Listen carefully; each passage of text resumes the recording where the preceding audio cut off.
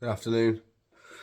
Uh, just jumping on, talking about the UFC fight night from London on the weekend.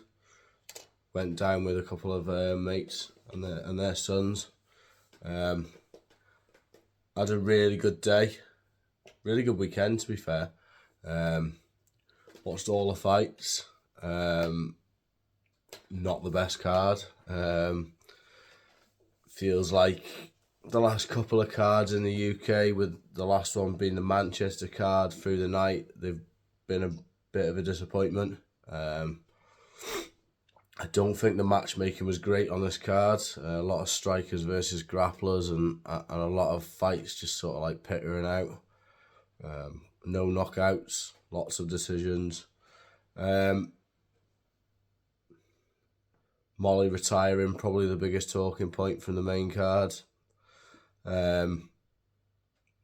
She's a legend. She, first UK fighter to win in the UFC. Sure, she'll go on to be an ambassador for the UFC around the world. Just want to really look at the top three fighters, top three fights on the main card. What happens next for the winners and the losers? So we'll start.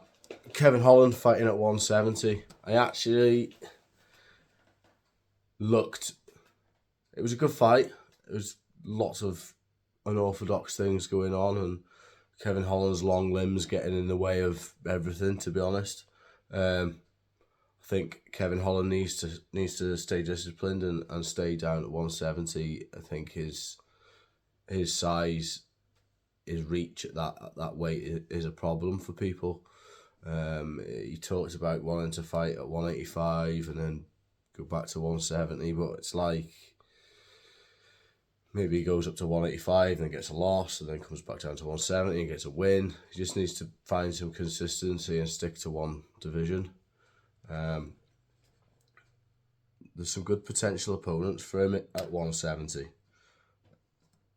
He could fight Joaquin Buckley again.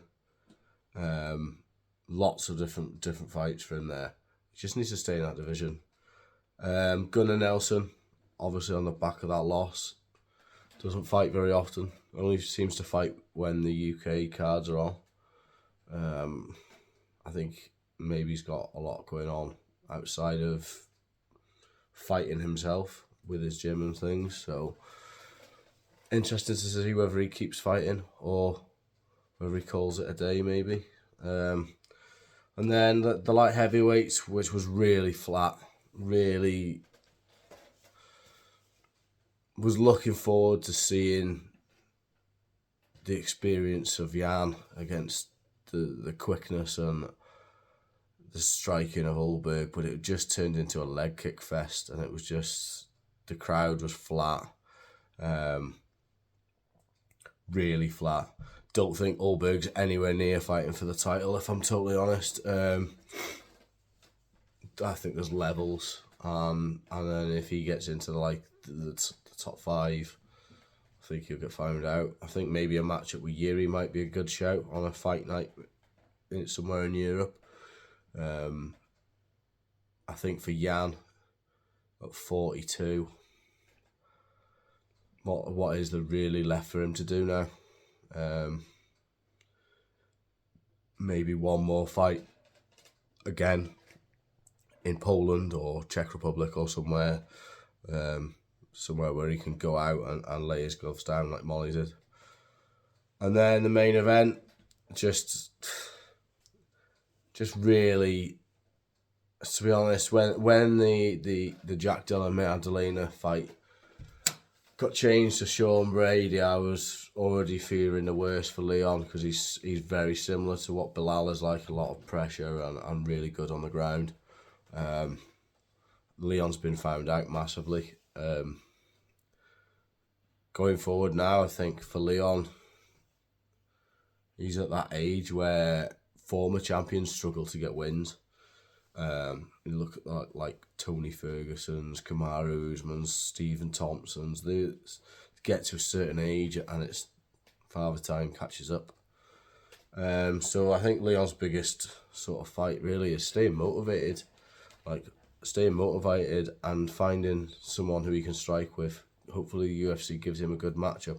Maybe a Wonder Boy, maybe someone who will definitely strike with him.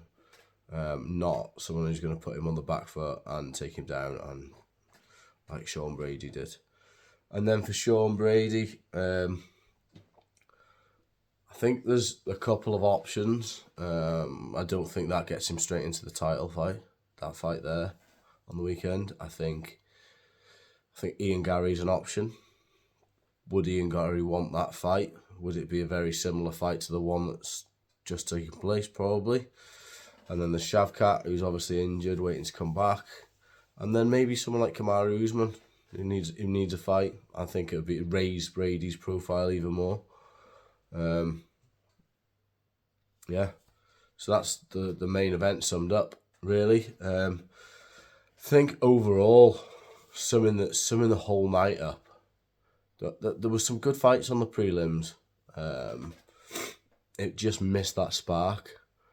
And to me, being a UK-based MMA fan, that card was crying out for the likes of a Luke Riley, who's not signed with the UFC yet, but's talked about.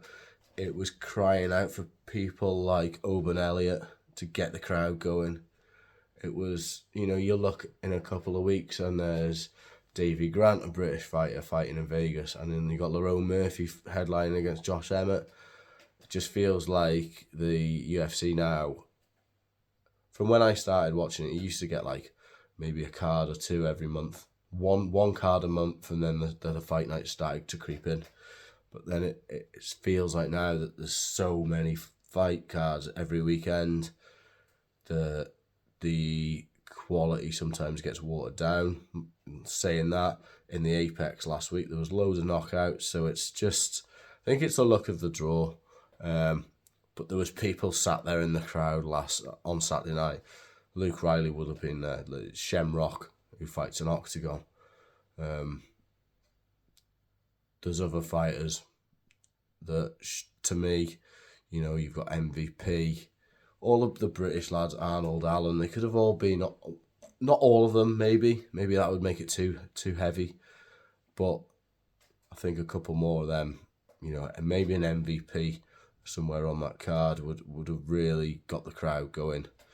At the main event, there was people leaving in like round 2, round 3. It just felt flat. But it is what it is. A good weekend. So that's my first trip of the year done to watch the UFC. The next one will be in June now for International Fight Week. Something I'm really looking forward to. Hopefully we get some announcements soon on some fights.